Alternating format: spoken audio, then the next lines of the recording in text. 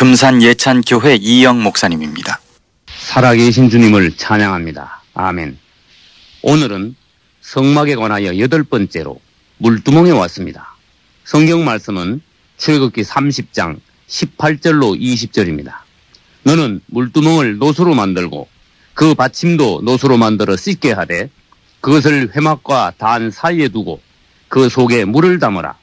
아론과 그 아들들이 그 두멍에서 수족을 씻되 그들이 회막에 들어갈 때에 물로 씻어 죽기를 면할 것이요. 아멘. 물두멍은 성막의 뜰에 있습니다. 그것은 노수로 만들었다고 놋대야라고도 하며 솔로몬의 성전 때는 크게 만들어서 놋바다로 이름이 바뀌었습니다. 번제단을 통과한 사람은 물두멍으로 가야 했습니다. 번제단 다음에 물두멍을 두신 지혜로우신 하나님을 찬양합시다. 번제단은 십자가를 상징하고 물두멍은 세례나 침례를 의미합니다. 그러므로 우리가 예수 그리스도의 십자가를 믿는다면 즉시 그분의 이름으로 세례나 침례를 받아야 합니다. 마가복음 16장 16절은 믿고 세례를 받는 사람은 구원을 얻을 것이요 하셨고 사도행전 18장 8절에서는 많은 사람들이 듣고 믿어 세례를 받더라 하셨습니다. 사람은 매사에 선이 확실하고 생각과 행동이 분명해야 합니다. 특히 사람이 구원받기 위해서는 언행이 명확해야 합니다. 교회에 한번 나가볼까라든가 예수 한번 믿어볼까 하는 태도가 아니라 입으로는 크게 주 예수의 이름을 부르며 신앙을 고백하고 행동으로는 즉각 그분의 이름으로 세례나 침례를 받음으로써 구원을 확정지어야 합니다. 성경에서 매사의 경계는 주로 강이나 바다, 즉 물이었습니다. 그러므로 성막의 물두멍과 오늘날의 세례나 침례는 우리가 애굽과 세상에서 분명히 나왔다는 증표입니다. 물두멍과 세례의 다른 의미는 우리가 씻음으로써 하나님의 심판과 사망을 통과하여 새 땅의 새 사람이 되었음을 뜻합니다. 창세기 14장 13절에서는 사람들이 아브라함을 히브리 사람이라고 불렀습니다. 아브라함을 왜 히브리 사람이라고 불렀을까요? 히브리 사람이란 강을 건넌 사람 또는 물을 통과한 사람이라는 뜻입니다. 아브라함이 살던 갈대아 땅은 귀신의 땅이라는 곳이며 그곳을 메소포타미아 지방이라고 하는데 그 말은 두 강 사이라는 의미입니다. 과연 아브라함은 귀신의 땅인 유브라테스와 티그리스 두 강 사이에 끼어 살다가 하나님의 부르심에 순종하고 강 건너 나와서 가나안 땅으로 왔습니다. 그것은 저주의 땅 우상을 섬기던 곳에서 축복의 땅으로 건너온 것을 말합니다. 아브라함은 우리 믿는 이들의 조상입니다. 오늘날 우리도 예수 믿고 세례나 침례를 받음으로써 강을 건넌 참 히브리인으로서 가나안 땅인 천국으로 들어가는 것입니다. 아브라함보다 약 1000년 전에 살았던 노아도 사실상 히브리 사람이었습니다. 창세기 6장 노아의 시대에 모든 사람들은 철저히 타락하여 육체가 되었고 세상은 죄악으로 넘쳤습니다. 그 결과 하나님께서는 사람 지으셨음을 한탄하시고 사람과 짐승과 새들을 멸하시기로 작정하셨습니다.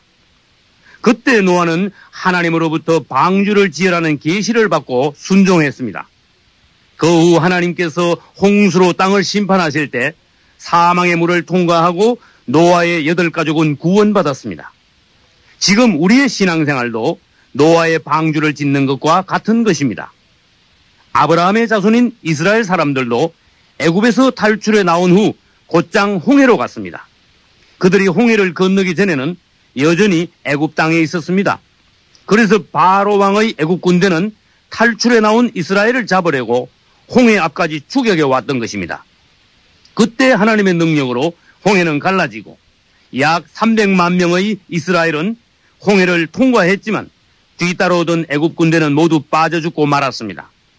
고린도전서 10장 2절에서는 이때의 사건을 모세에게 속하여 다 구름과 바다에서 세례를 받았다고 하셨습니다. 말하자면 홍해는 이스라엘 300만 명이 한꺼번에 통과한 침례통이요 물두멍이었습니다. 또 이스라엘은 홍해를 건너므로써 마침내 애굽 땅을 완전히 벗어나게 되었습니다. 우리도 예수 믿고 세례나 침례를 받음으로써 세상과 마귀의 손에서 나와 구원받게 되는 것입니다. 6월절 밤에 애굽을 나온 이스라엘은 바로 홍해를 건넌 후에 광야로 들어가 시내산에서 받은 하나님의 계시대로 성막을 건축했습니다.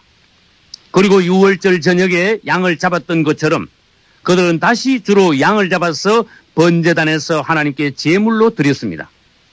그런 다음에 번제단을 지나 물두멍으로 갔습니다.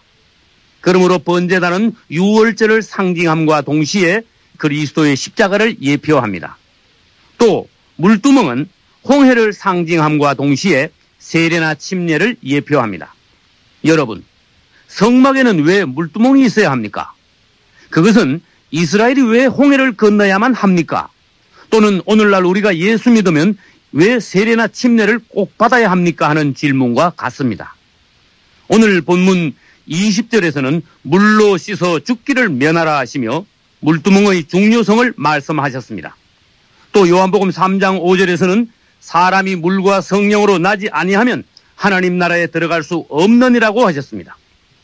노아는 방주로 인하여 물로 거듭남으로 새 땅에 도착했고 이스라엘은 홍해를 건너므로써 물로 거듭나고 광야를 지나 가나안 땅으로 들어갔습니다. 또 성막의 제사장들은 물두멍을 통과할 때 물로 거듭난 후 성소로 들어갔고 오늘 우리는 세례나 침례를 받음으로써 물로 거듭나 하나님 나라에 들어갑니다. 할렐루야.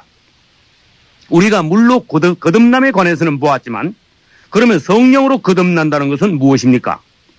성막의 뜰에 들어온 사람은 제물을 드림으로써 번제단을 통과합니다. 그 다음 물로 씻음으로써 물두멍을 통과합니다. 그리고 번제단과 물두멍을 통과한 사람은 성소 앞에서 기름 부음을 받고 제사장의 자격을 얻음으로써 성소 안에 들어가 하나님을 섬길 수 있게 됩니다. 물두멍을 통과하는 것은 물로 거듭나는 것이요. 기름 부음을 받는 것은 성령으로 거듭나는 것입니다. 물과 성령으로 거듭남에 관해서는 사도행전 2장 38절에서도 말씀하십니다. 너희가 회개하여 각각 예수 그리스도의 이름으로 세례를 받고 죄 사함을 얻으라. 그리하면 성령을 선물로 받으리니 아멘. 우리가 회개하여 예수 그리스도를 믿고 그분의 이름으로 세례나 침례를 받을 때 우리는 물로 거듭납니다. 그러면 하나님께서는 우리에게 성령을 부어주심으로써 우리는 또 성령으로 거듭납니다. 이렇게 하여 물과 성령으로 거듭난 사람들은 이제 신약의 제사장이 되어서 성소에서 즉 거룩한 생활 중에서 하나님을 섬기게 됩니다. 물과 성령으로 거듭난 사람은 번제단과 물두멍을 통과하여 성소 안에서 신앙생활하는 사람을 말합니다. 그러나 현재 기독교 안에는 명색이 크리스찬이라고 하면서도 물과 성령으로 거듭나지 못하고 뜰에서 번제단 주위에서만 맴돌고 있는 육신적인 사람들이 허다합니다. 하나님 성전 마당만 밟고 다니지 마십시오. 주님께서는 니고데모와 같은 경건한 사람에게도 내가 거듭나야 한다고 말씀하셨습니다. 여러분, 예수 믿고 교회만 다닌다고 다 된 것이 아닙니다. 사람이 거듭나야 합니다. 거듭난 성도만이 신앙의 성장이 있습니다. 진정한 성장과 성숙이란 우리 안에 그리스도의 성분이 더해지는 것입니다. 주님을 가까이 하십시오. 늘 그분을 사모하며 그분의 이름을 부르며 목말라 하십시오. 다음 주부터는 우리 함께 성소로 들어가서 더 깊은 것을 보고 누립시다.